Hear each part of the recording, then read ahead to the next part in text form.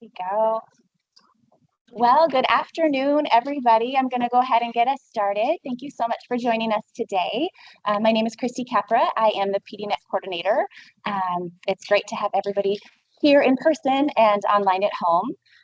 So I just wanted to say, if you don't hear it often enough, I just wanted to take a moment and tell you all thank you for all you do for our patients, their families, and each other. I know how busy things are, and I just want you all to know how much we appreciate you. So I hope you guys can sit back, relax, enjoy the lecture today. For those who are here in person, please enjoy some pizza and drinks. For those of you at home, I hope you have a delicious snack handy. So we'll get to the nuts and bolts of things. So there will be a QR code listed on the last slide of today's lecture. So you can easily scan this and claim your credit. And remember, you only have 30 days to do this. And of course, reach out to me if you have any questions or need any further help. At the end of the lecture, we save some time for questions. So if you're online, go ahead and put your questions in the chat. Or if you're here in person, raise your hand. I'll bring you a microphone so people at home can hear you. And so I have to get to introduce the lovely Deidre Miller, MSN RN, with our clinical practice team here at Randall's to do our formal introductions. Thank you so much for being here. If you couldn't hear, I had a cheering squad, which is who I'm actually up here to cheer for. Dr. Elizabeth Rogers, I'm going to read a little bit about her actual bio so that you know why she's like legit to come up here, but then I'll share a little bit on a personal note. So Dr. Elizabeth Rogers is a professor of pediatrics at University of California, San Francisco, and practices neonatology in the intensive care nursery and is the director of the Roots program in the Grove Small Baby Unit. She also serves as the vice chair for faculty development and chief experience officer in the UCSF Department of Pediatrics. Her clinical and scholarly expertise in preterm birth, health equity, neuroprotection, metabolic predictors of outcomes after preterm birth, and long-term neurodevelopmental outcomes after neonatal critical illness. Her interests include neonatal care and humanitarian settings, ensuring families as care partners, and increasing physician vitality and improving work experience in healthcare. She has led follow-up efforts for multi-center trials involving preterm and term infants at risk for pulmonary and neurodevelopmental impairment, and serves as faculty on statewide and national quality improvement collaboratives. I could go on and on. I have had the pleasure of working alongside her for almost a decade, some of the 10 best years of my life. She was always a leader in kindness. Every room that she was in felt better. It felt like we were going to accomplish something amazing. And sometimes that something amazing was only the number of push-ups that we could do while waiting for our resuscitation, but it was and so it's with great pleasure and honor that I welcome Liz Rogers to come talk to us today.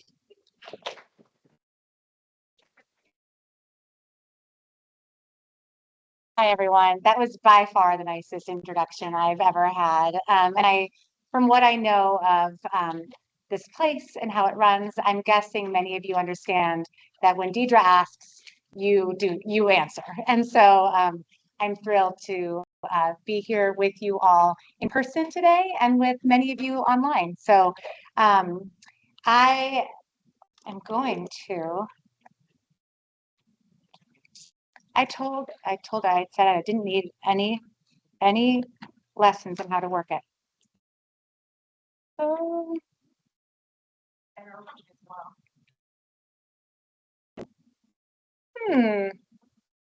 trying both arrow keys. Without further ado, I was going to interpret a dance, but I think I got it. So just use that. Yeah, just use this. Oh, now it works. Now we got it. Thank you. Appreciate it. So I know that this is Pediatric Grand Rounds. I know mostly we have a neonatal or perinatal audience, probably with some other pediatric related folks. So I'm going to talk a bit, obviously, about small babies, all babies, but I hope that this is something that can be meaningful in whatever scope of practice you all have. And I know it's a little bit hard in a conference room. Would love to answer questions. If they're burning as they come up, please feel free to stop me if you can. It can be a little bit hard, my children will say, but otherwise hope to have some time at the end as well. I have no financial disclosures. I do, however, often use in talks a perspective disclosure. And I want to start with some acknowledgments, which is that a lot of the work that I'm going to be showing to you today is the work of so many other people and not myself. But I'll start by saying my perspective acknowledgement or disclosure is that I have 4 full-term children, all of them born at 39 and 6 or later. No one told me that 4th could come at 41 and 1. Like, how did I let that happen? And only one of them had to be hospitalized in my own nursery in San Francisco. But I will say, even the 48 hours that one of my children spent after years of being faculty in that nursery really changed my perspective of the care that we provide and the great privilege we have to provide it. As Deidre mentioned, I do serve on the faculty of our California Perinatal Quality Care Collaboratives. So a lot of this work that we're talking about served as the basis for, and then ongoing, there's work that I'll present from that QI collaborative, as well as the Vermont Oxford Network All Cares Brain Care Collaborative. So I know many of you have been involved in the myriad of Vaughan collaboratives, and have probably seen my face more than you would like to if you're on the monthly Vaughan webinars. Thankfully, we've changed the format this year, and you're not seeing my mug every month, which feels really good. One of my main partners in this work is Dr. Sonia Bonifacio, with whom I trained in residency and fellowship, and she works now at Stanford. So I want, a lot of the work that we've done, we've really done co-created together. So just want to give her a shout out here. And she also does really good push-ups. She also is quite strong, bicep, tricep. And yeah, so there's that. Don't tell her we told you that. So what I'm hoping that you all take away from our talk today is to consider a little bit and think about how you might measure and change your culture of care. Because I think that that really creating a culture of neuroprotective care is the way to improve neurodevelopmental outcomes. And I'm going to talk about our extraordinarily preterm infants, our very preterm infants, but I think this is true for all newborns. We're going to talk a bit about equity, justice, and sustainability built into a culture of neuroprotective care, and that you have to do that from the get-go as you design the clinical paradigms in which you work. And then just to challenge all of our ideas, whether we've all been through rigorous scientific training to be where we are, and yet to consider how we know things and how other people know things. Because when you're trying to get change implemented and you consider all partners or stakeholders in change, we really have to consider the legitimacy and validity of all our partners and the knowledge that they hold and carry. So I'm talking specifically about lived experience here, but also, again, just this concept of not everything that we implement will have a randomized controlled trial behind it. And so how do we move change by using other areas of knowledge? So I've told you that I specialize in preterm birth. And I love this old picture because I think it really emphasizes the fragility. There's a lot I would change about this picture. Its head's a little not in the best position. But I think it really emphasizes the great responsibility and privilege that so many of us have to care for very vulnerable patients and their families at a really critical time. And we know that we have made huge gains. Many of you in here, maybe not quite as many gray hairs as me, I pretend they're blonde, but they're not, know that we have made huge gains, particularly in survival at all gestational ages and definitely at the lower limits. And yet, as we talk quite a bit about, we haven't yet made those same gains in neurodevelopmental outcomes. And when we talk to families, what they care about, yes, of course, they care about survival. That is basic. And yet they care about thrival. How will my child engage with the world? How will they feel the love and contribute to the love in our family? These are huge, huge questions that we've not been able to solve. And so a lot of what I am trying to get us to focus on is, yes, we can look at therapeutics and we can look at pharmacologic neuroprotective agents and all of these things that we need to study in randomized controlled trials. But we also need to consider the potential harm and benefits of the care we provide and the culture in which we provide it. And one of the important aspects of that culture is also taking care of each other in a care providing environment. So trying to think about cultures of care is not just the one-on-one relationship with our patient and our families, but actually the relationships that we have with each other when we park our car in the parking garage and when we come in to a building, and how we feel our work sustains us as individuals. So we're going to talk a little bit about that. But to give you a little basis again for why we should care about thrival, and it's not a word, but I've completely coined it because survival and thrival sounds a lot better than survive and thrive, I think. And I use this picture all the time because I just think it's so illustrative. And when I use it with parent partners, I often give a warning. But I think just to show the incredible diversification and maturation of a brain that has to happen from 23 to 40 weeks. And to think that these are babies who are under our care, where we are controlling much of the environmental stimulation that they are getting. We're controlling so much of this process through our respiratory management, our cardiovascular management, our access, the amount of heparin we're giving per ml, which Deidre and I have been actively, enthusiastically debating prior. But to think that this is our responsibility to safeguard all the while that we're doing those other things, I just think is worth 1,000, picture worth 1,000 words. Or you can use MRI. This is an old Mary Rutherford slide, but again, an MR studies have advanced considerably. But even to go back to some of these basics, for the first time seeing a 24-week brain in A, and all that we have to kind of usher and protect for normal maturation to occur to term.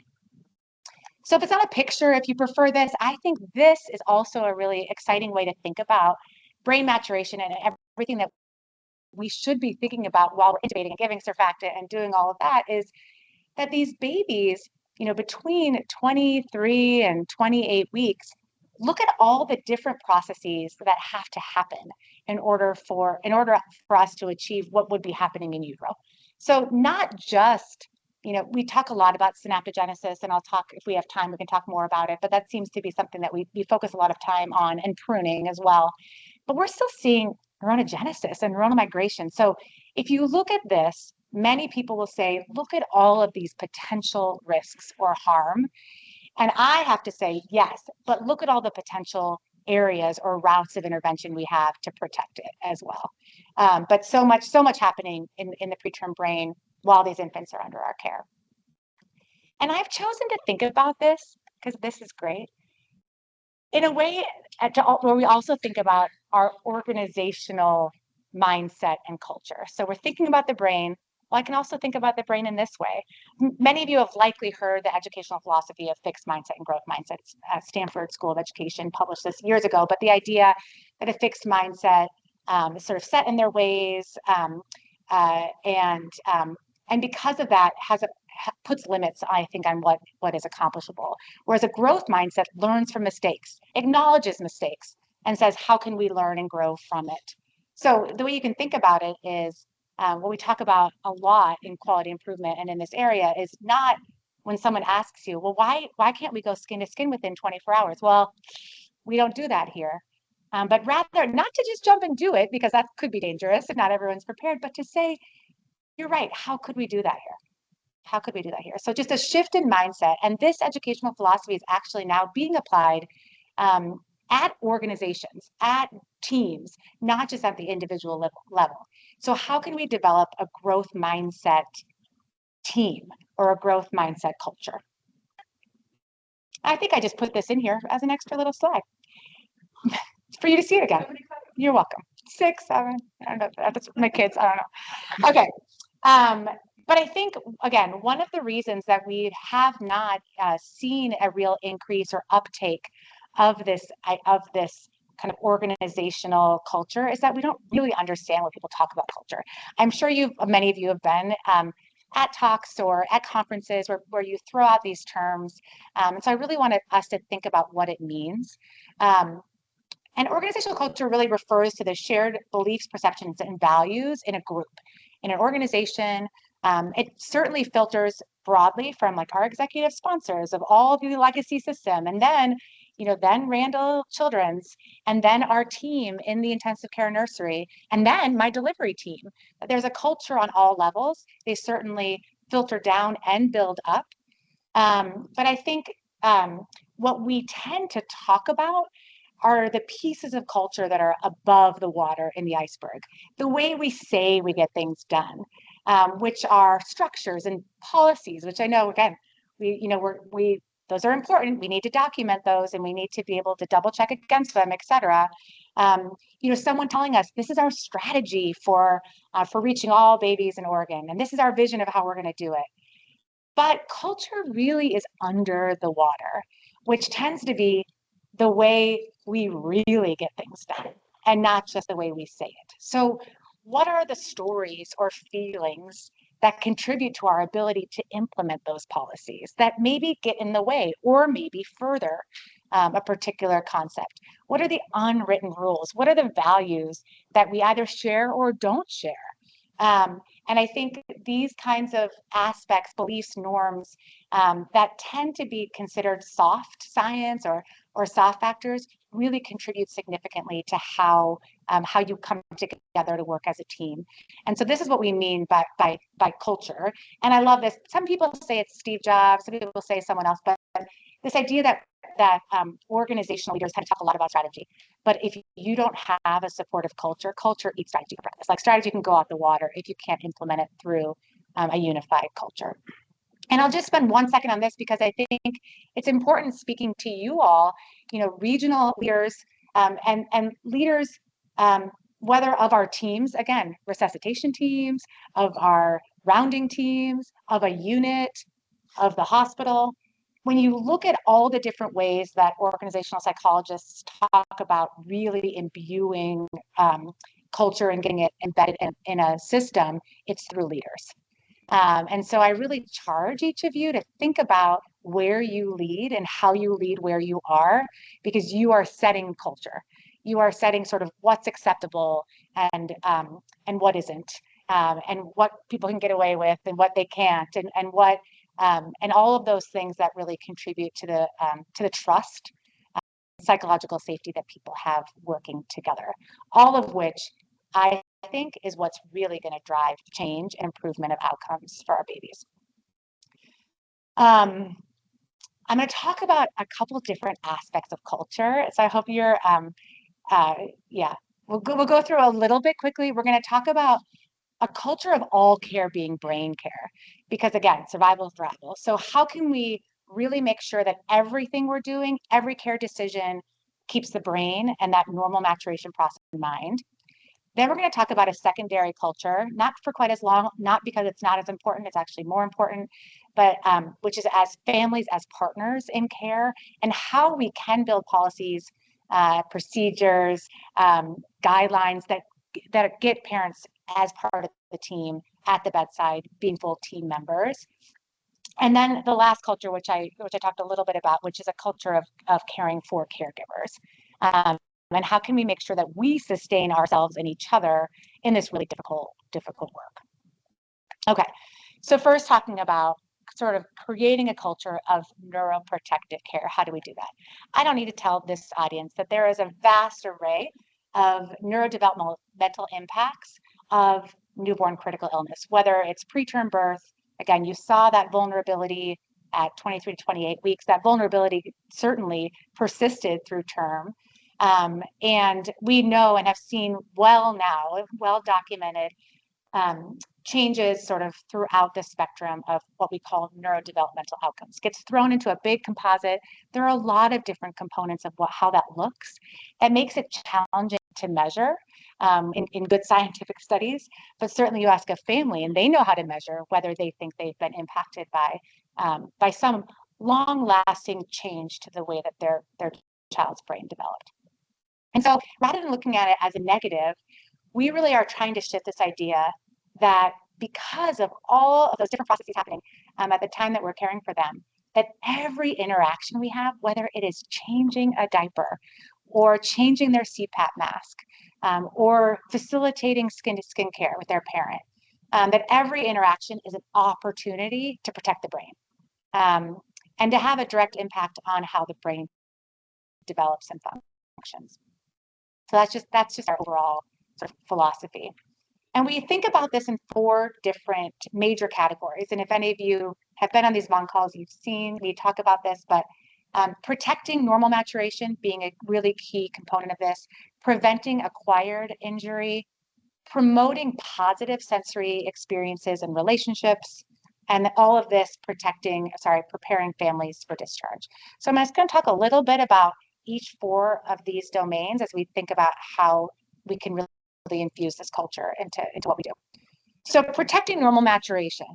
There is so much literature on this, and we're not going to have time to talk about it. Stephen Miller, his group in Canada, as well as others, have shown now repeatedly that invasive procedures and the pain that is associated with just providing the care that we need to provide, mechanical ventilation, et cetera, does impact brain maturation and development, definitely focused on the thalamus and other deep gray structures.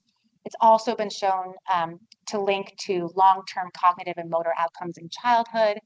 So such that some of the key literature in this area will show that we know how many pokes these babies get. There does seem to be a threshold after which we start seeing microstructural changes in the brain from too many negative, painful stimuli. So how can we work to minimize that to protect the normal maturation process?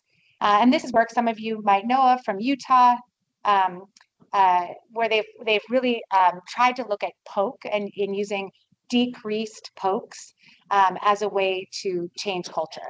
And they talk about every skin break that they propose to do for a CBC or a blood culture or anything. They have a huddle and talk about every skin break. And I will tell you, they have had great success in not just changing the number of skin breaks and hopefully protecting neurodevelopment, but of changing the culture to being one of how can we reduce harm and produce benefit. So just constantly focused on positive value. So it's one way we've thought about this. Then we think about prevent.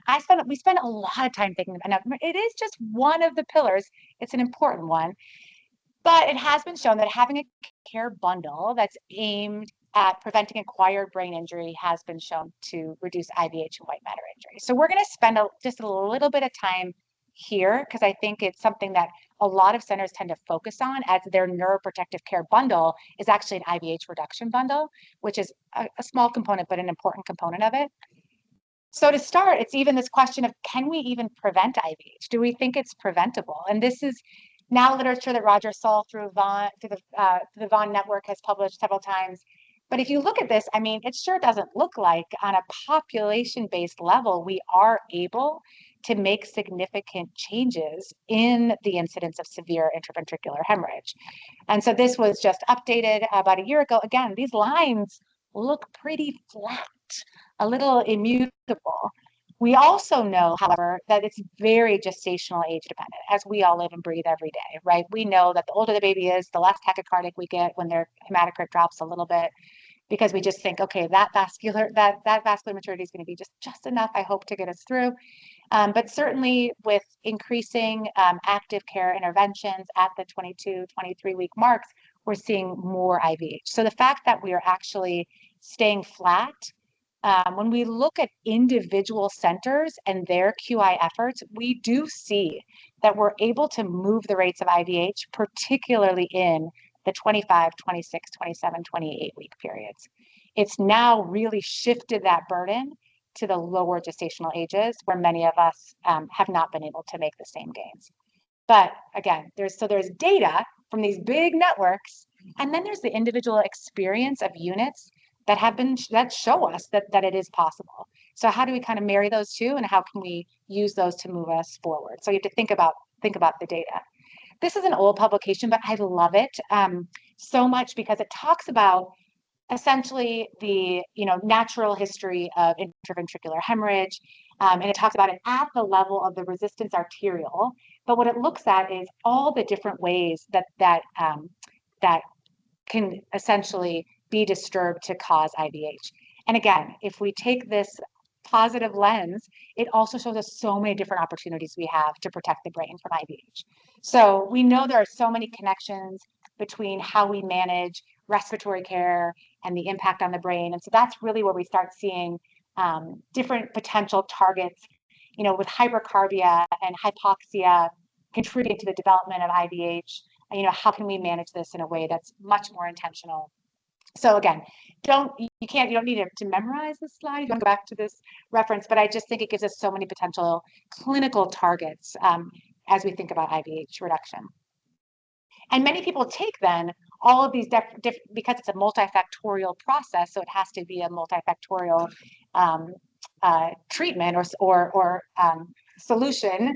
And so people do that by combining them into bundles. And this has become a huge QI target for folks. And what will happen in almost every sort of webinar I give is, well, what should be on my bundle? What should I put on my IVH prevention bundle?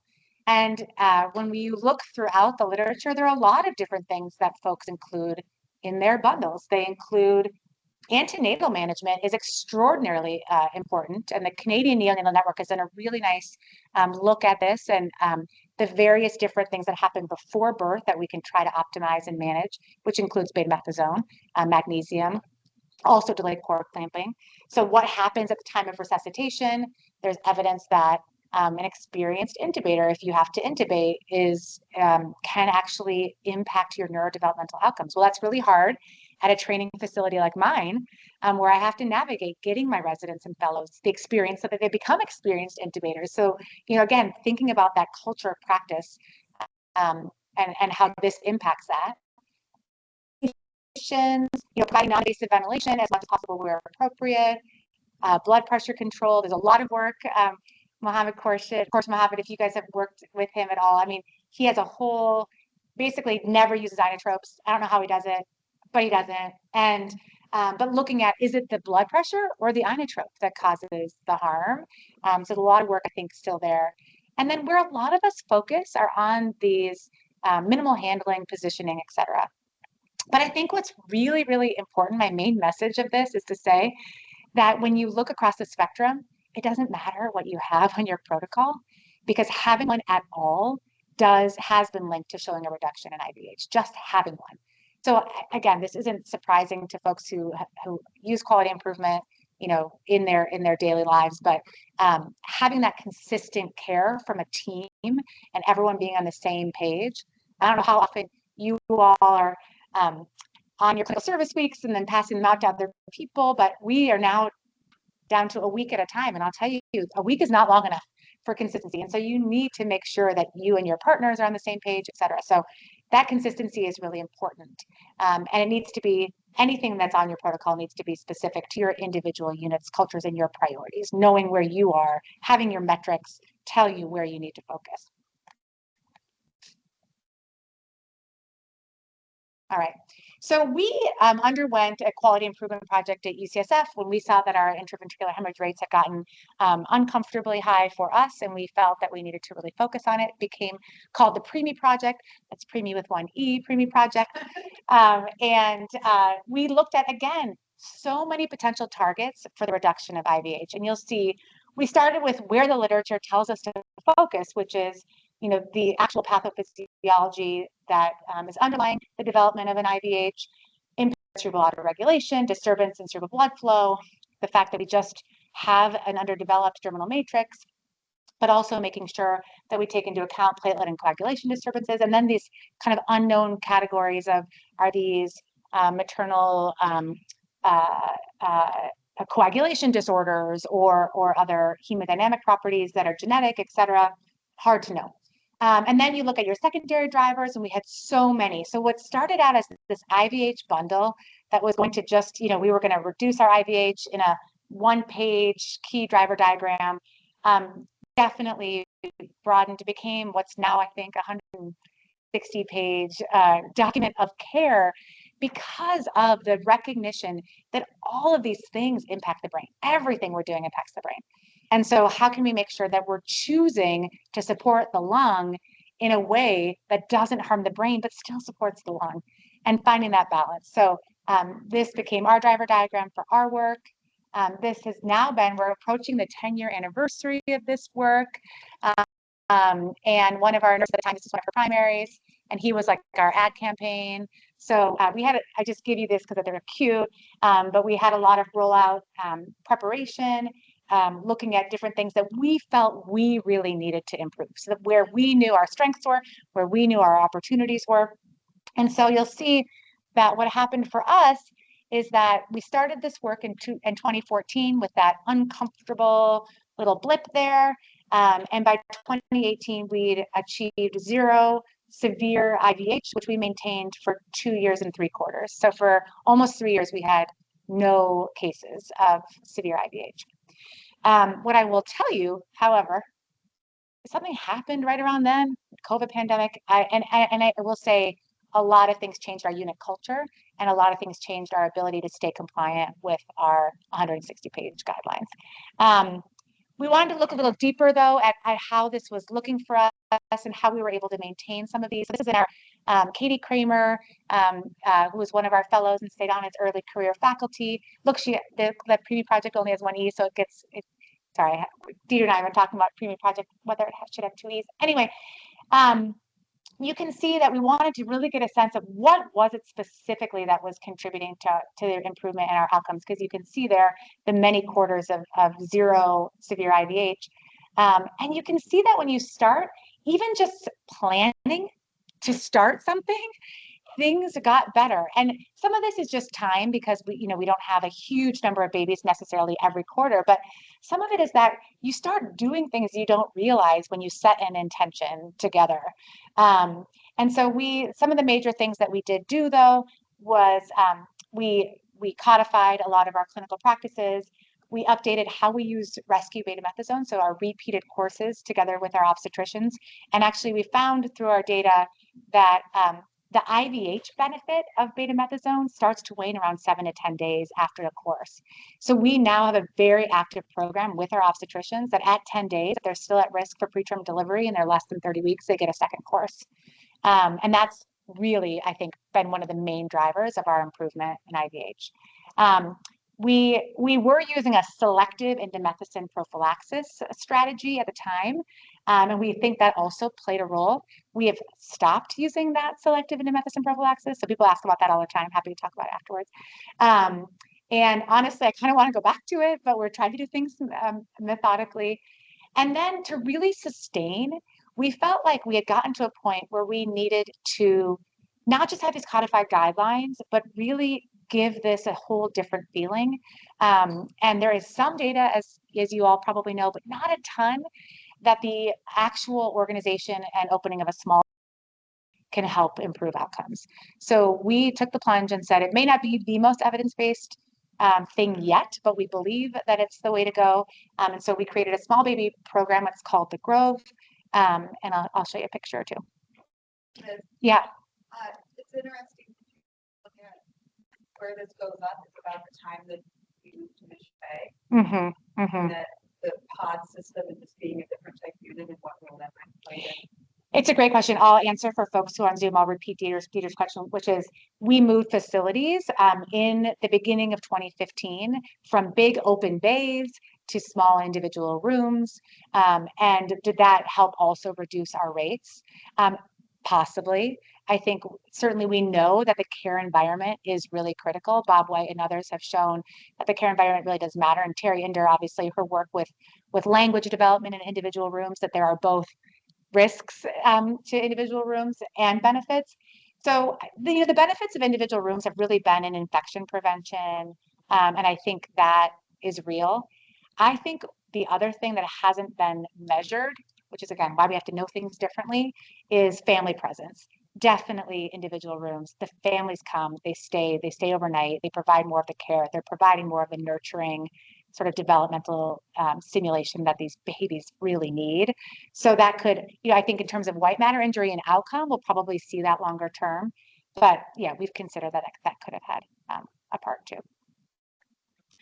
And like you, not surprising, but along with a reduction in severe IVH, we saw a significant reduction in mortality, because for us, severe IVH was the major mediator of mortality in our unit. It's different for different units, again, depending on the provision of palliative care, et cetera. So for us, we made a significant, this whole effort significantly reduced our mortality rates as well. And so we opened the Grove. This is really cute. You know, it's supposed to be a redwood tree because it's California, but it doesn't look so pretty. It doesn't look as pretty. So anyway, they're establishing their roots with us and going out to be big, robust trees. We were not screaming out loud.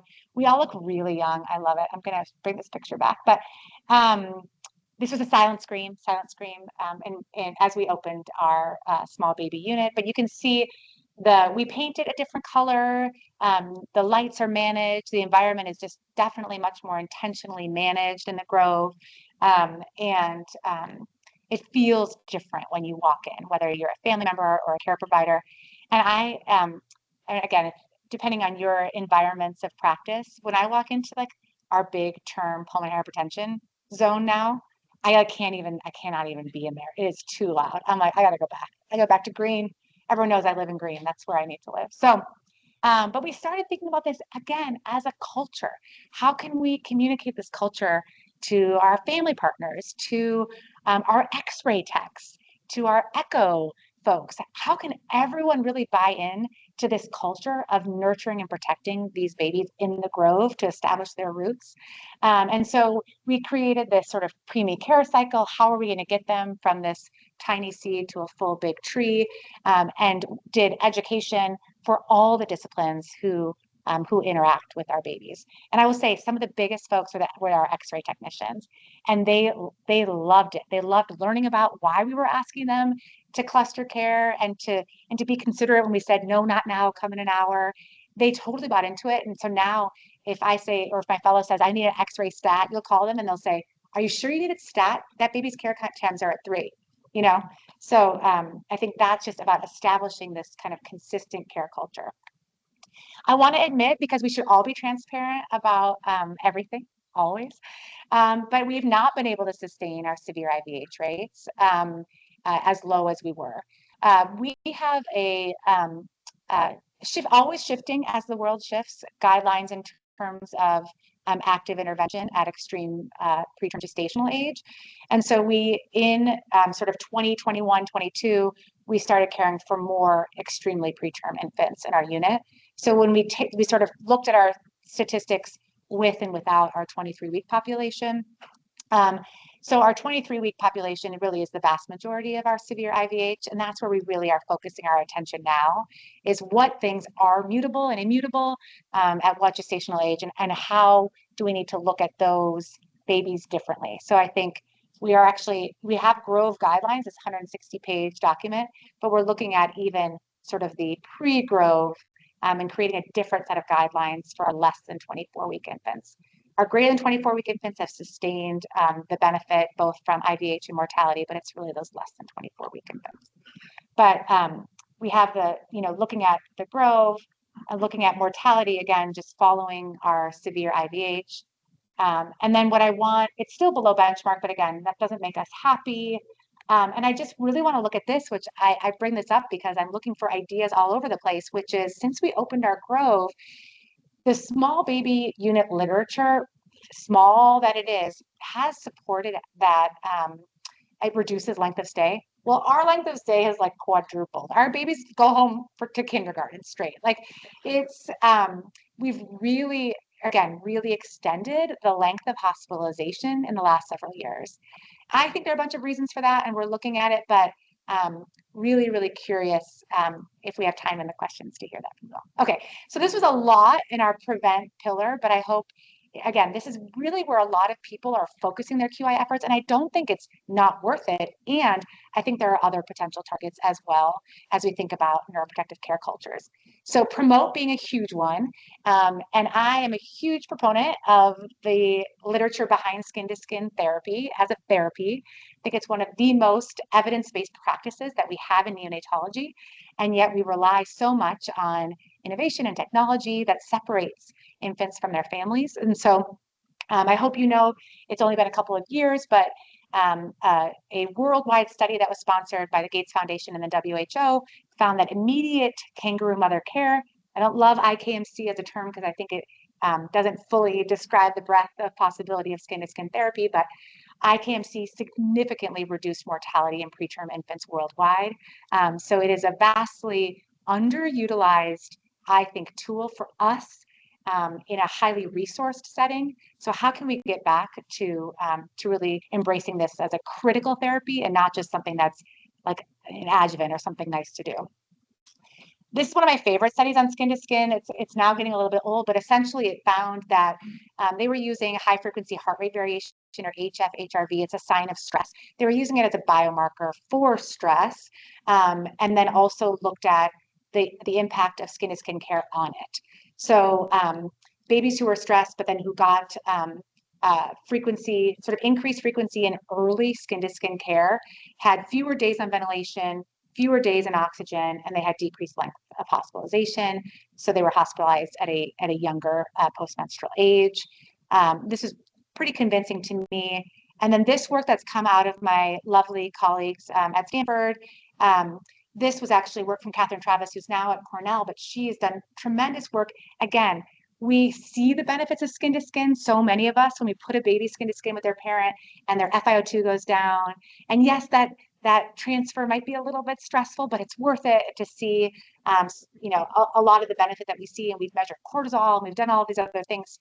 So I think it's very evidence-based. And yet, I love what Dr. Travis is doing, because she's saying, okay, let's use MRI. So everyone seems to be wanting to look at, and really measure the impact of skin to skin on development of the brain. So she looked at there's mean diffusivity, so looking at diffusion weighted images, but essentially the MD, or the mean diffusivity, increases. It's like the diffusion of water throughout the brain tissue.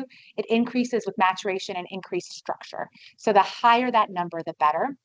And then FA is the fractional anisotropy, sort of speaks to like the chaos of the system, and if it's not developing the way that it should. So FA, or fractional anisotropy, is better if it's lower. So essentially, they were able to show through MR studies that they had increased both in the anterior thalamic radiation and the cingulum of the mean diffusivity, so better. And then in the anterior thalamic radiation, where we see a lot of the impact of preterm brain injuries in the thalamus, they saw a reduction of FA. So I hope you believe me that even if you are an MR technologist, hope you believe me, this is a very positive study and statistically significant. And they controlled for all the things that you'd want to control for. So, we see the biomarkers here that the brain can be supported in its development better if a baby receives more skin-to-skin therapy. And then they were able to also show that this is true not just for those biomarkers, but actually for their neurodevelopmental outcomes. This is a 12-month neurodevelopmental assessment. Those of us who do this work know that isn't long enough, but I think to see this significant trend in increased scores in the Caputi scales at 12 months, just based on the frequency and duration of skin to skin, is very promising. So again, many of us have believed in this therapy, but I think now some of our traditional ways of knowing are coming in to really convince the community that this is something that is a therapy and not just something that's good for the parent.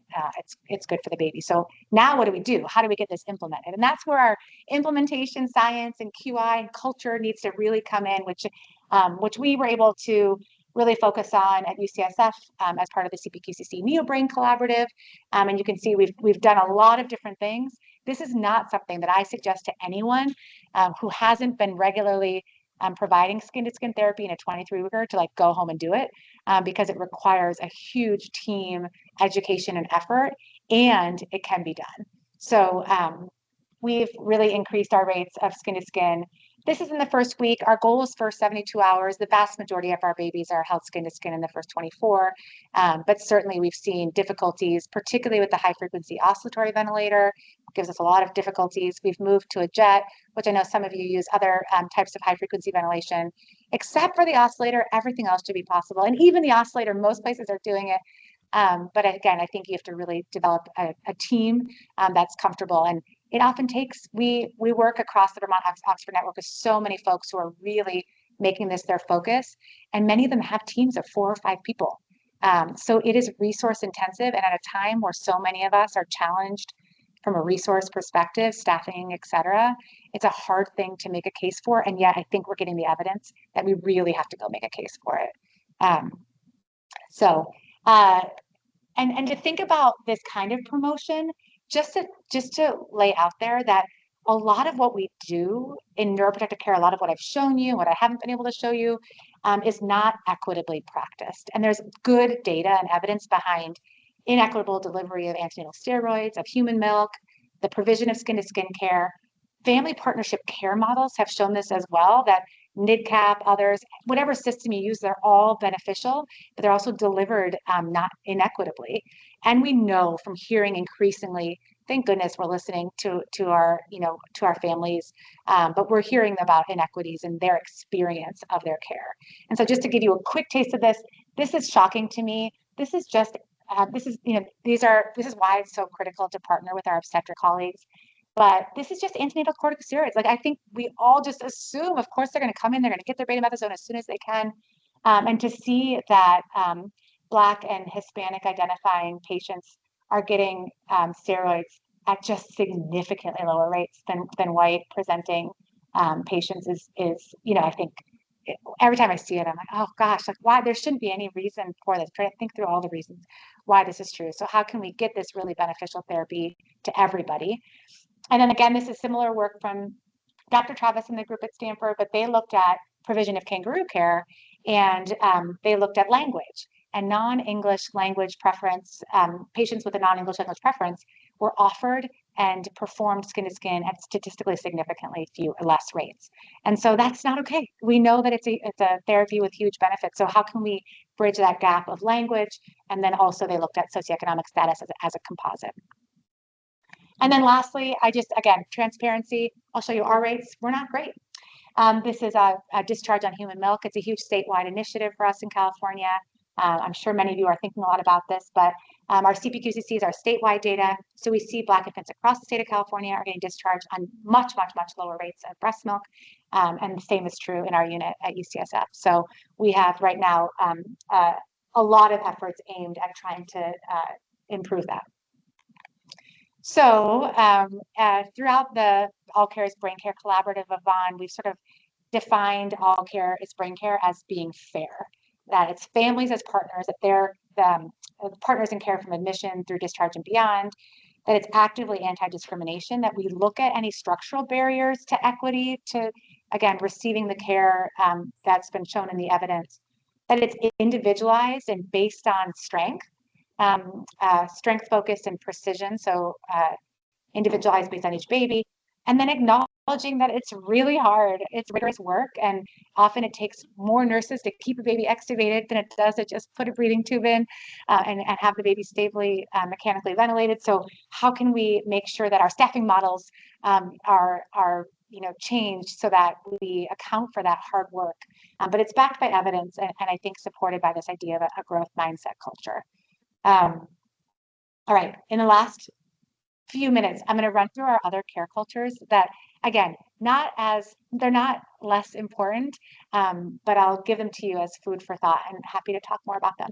But families as partners. So this is, I think, something that I'm grateful that the perinatal world is sort of stepping into, and many of you are further advanced in this than others. But even though I've spent all this time talking about the brain development that happens from 24 to 40 weeks, there is a whole world of brain development that happens when these babies go home to their communities and their families. So what I tell my trainees is, if nothing else, we should be giving space for power to these families while they're in our unit, which is a very disempowering place, so that when they go home, they can advocate for what their baby needs to do the rest of the work, which the vast majority of which is happening when they're no longer in our care. So how do we support that?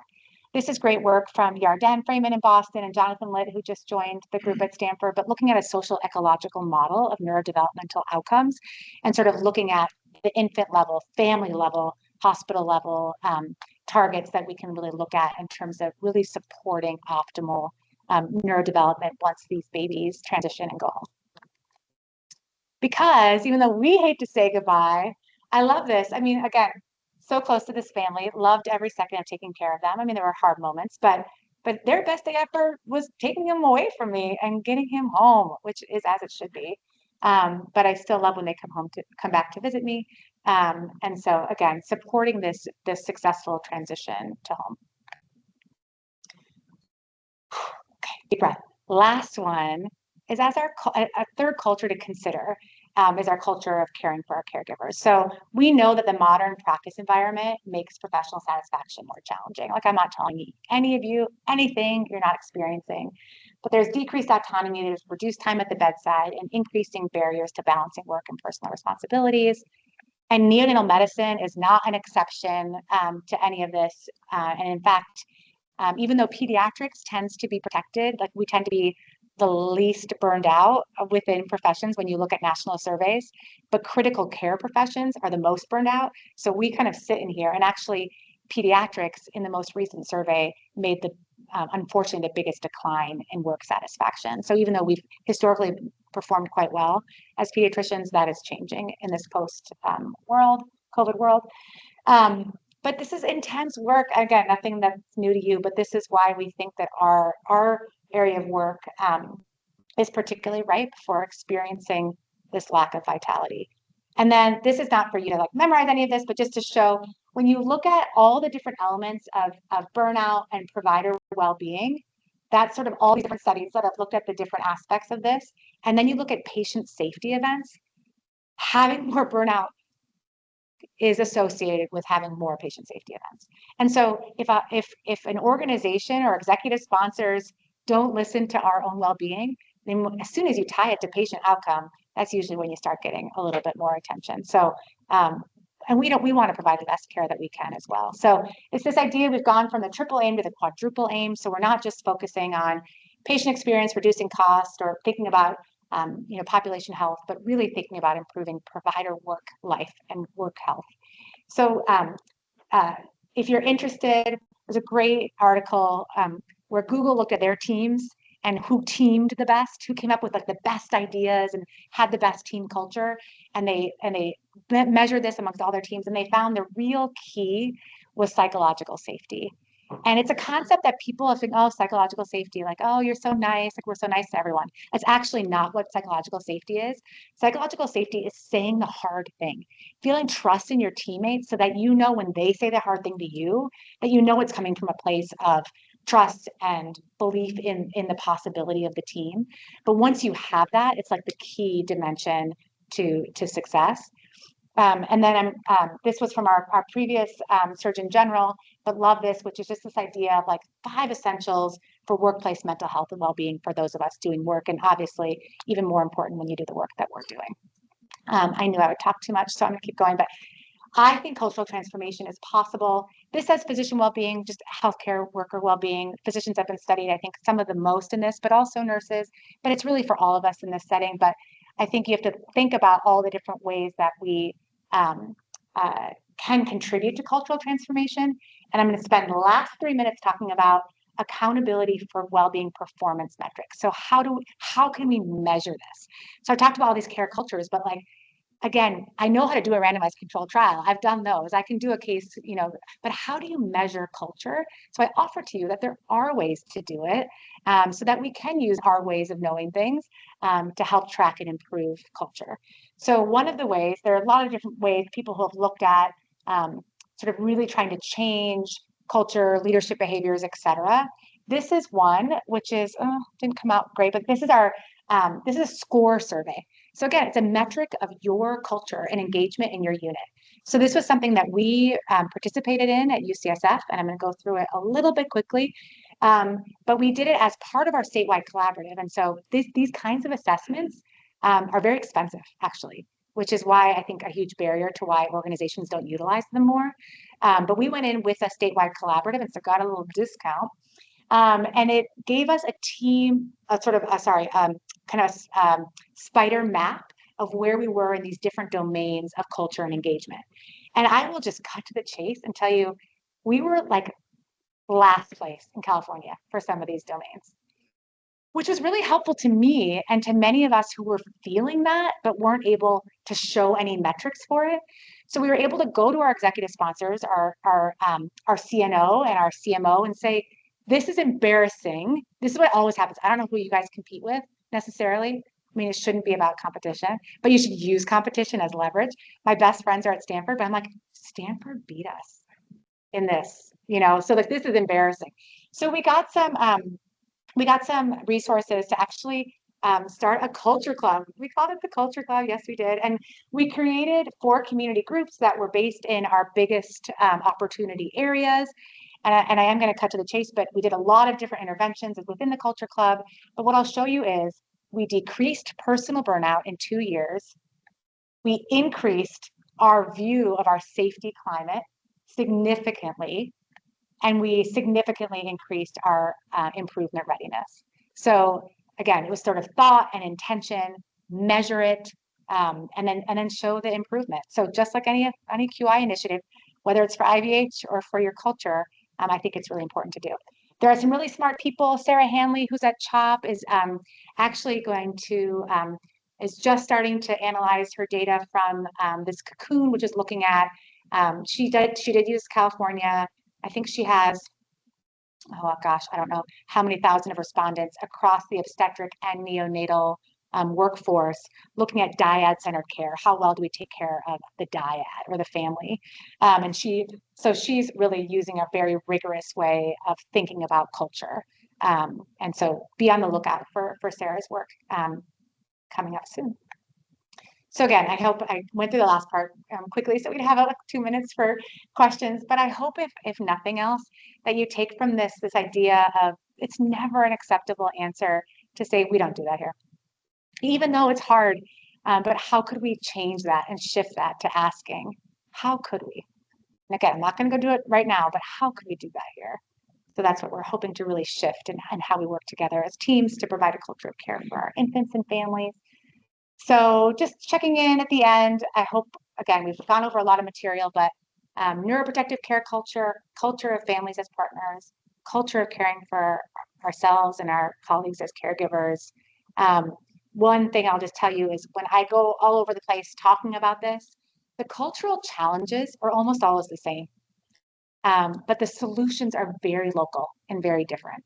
And so thinking about what that means for your unit, even within a network of providers as you all are, what solutions are really hyper-local, which ones are more universal. And then I'll just challenge us. I'm in a process of learning and unlearning things I've learned in medical school and along the way to just acknowledge that how we know and how we learn can look really differently. And it's not always a randomized controlled trial. Sorry, Thorns, I'm a huge VFC fan. We really had a hard second season. We're going to come back next year. Hope you guys get a WNBA team so we can compete there. And thank you so much.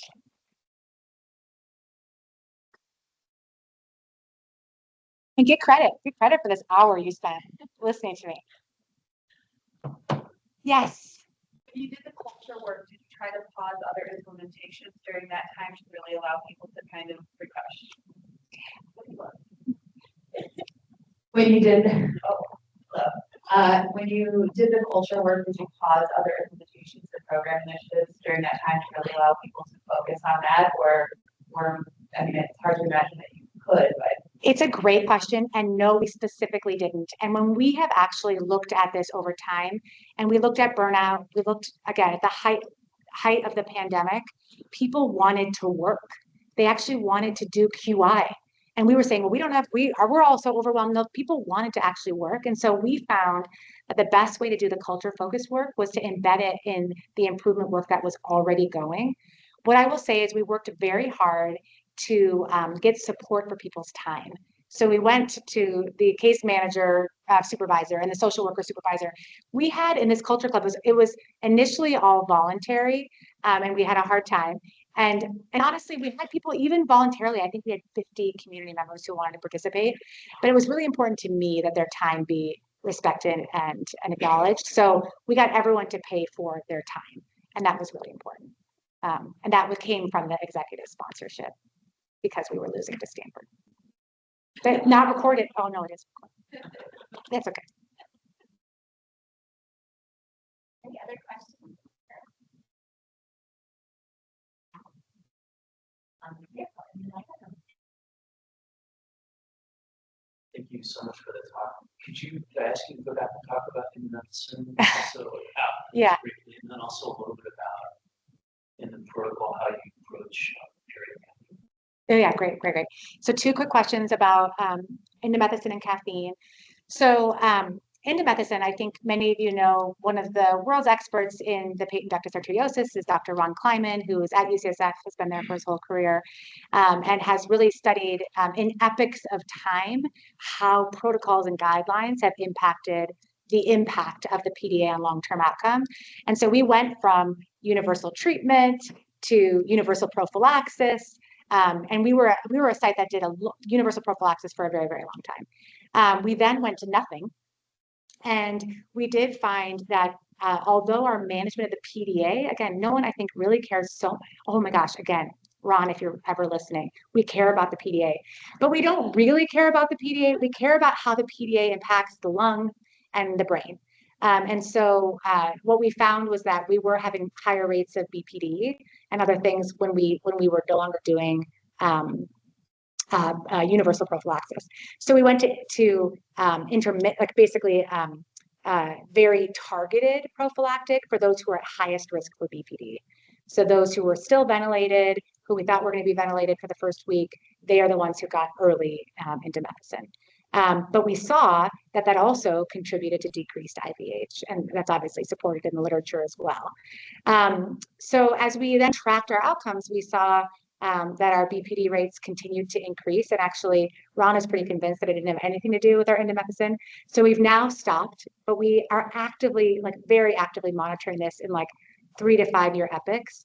And many of us are itching to go back to the selective targeted approach, because I think for those highest risk infants, I do think it had an impact on IVH that went away when we made the decision to stop doing it because of BPD, if that makes sense.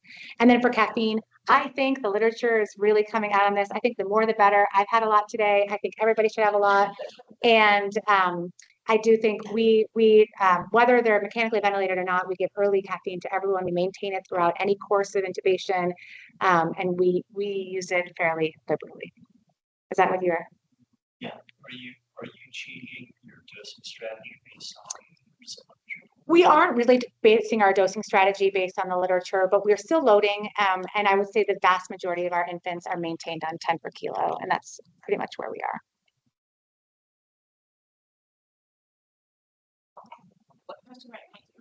I have a two-part question on the spider web. Yeah. What's the difference between burnout, personal burnout? Yep. Oh. Like, what are the leading causes? Such a good question. Okay, this is such a great question. Personal burnout is, do you feel burned out? There are a lot of different validated ways to ask this question. There's Mini Z is a really classic one, easy to use. And then there's burnout climate, which is, do you feel the people around you are burned out? And what's interesting is almost always, without exception, people think the people around them are more burned out than they are. But you ask the person next to that person, like, yeah, that person's really burned out. So, so there is almost always a difference, but that's the difference. Is your culture, your climate, one of burnout, people around you, or do you personally feel burned out? Both of which are important to track. Now, the causes of burnout, we know there are some, again, universal challenges that have contributed to burnout. Clearly, a global pandemic didn't help anyone. But even before that, the transition to EMR has not actually helped at all. And again, has sort of taken us away from bedsides often to computers, which are much less rewarding. So that's one thing. Certainly when we ask people locally, I will say things like salary and like feeling valued by my organization in a language that we both understand, like compensation, comes up. But more than that, the things that really tend to contribute are control over my time and my work. Do I feel like I have some control over that? And then teamwork climate. And that's why we really have contributed to teamwork, because I think teamwork is this great mediator of both personal and burnout climate, and that patient safety. So even if you can really invest in teamwork, I think you actually get positive benefits both ways. But it's important to, if you see things like this, it's important to then follow up with qualitative data, et cetera, and really go to, to your folks and say, what's contributing to your burnout? Thanks so much for your talk. Two-part question. The first, whether you have any insights into what seems to be driving up like the state, because I feel like we're experiencing that in some audience as well that care for the smaller babies. And then the second question is on betamethasone. Therapy that obviously has such significant benefits, but also as we're learning now, potential risks as well for babies that don't deliver and maybe even have some impact on growth and rates of chronic disease. So. Yeah, great questions. So the first question, length of stay. Yes, I have some thoughts. I do think that both our statewide collaboratives, our national QI work, we've really worked that, Cindy McAvoy is doing across the river, is about longer CPAP use to help with lung development or lung growth. We know lung growth for sure. And I think some of her work most recently is also looking at function with pulmonary function tests. But certainly there is a trend towards CPAP until 32, 34 weeks. And that's a difference. And what happens, for us at least, what happens is, well, if it's good till 32 or 34, the baby isn't showing us cues already, et cetera, and we're not getting in their way of their developmental progress for whatever reason, maybe it's better to leave it on longer. And we're just seeing longer and longer respiratory support. And when this is what happens, and I totally acknowledge this is not what I'm saying, but I come on service and everyone knows I like to wean everything. So I'll be like, why is that baby still on CPAP? Take that baby off CPAP. And then someone else comes on the next week, they're like, why isn't that baby on CPAP? But I do think prolonged use of CPAP. And then the other thing I will say is good recognition of our feeding practices as not always being developmentally supportive. Oral aversion is real, and sometimes we don't see the impact of that until much longer. And so I will say we've trended much towards let the baby, nurse and gavage, and let's not, until we see really infant-driven cues, let's hold off on feeding. And I think that practice, it's still too early for me to say whether a couple weeks in the hospital actually is worth that. I'm not sure, but I think that also contributes. And then as regards betamethasone, I still think that literature is not, yes, there's some, I'm sure many of you know, but there's some literature showing that if a pregnant person receives betamethasone and then they don't deliver preterm, and that baby goes on to deliver at term, there is some risk for neurodevelopmental impairment in childhood.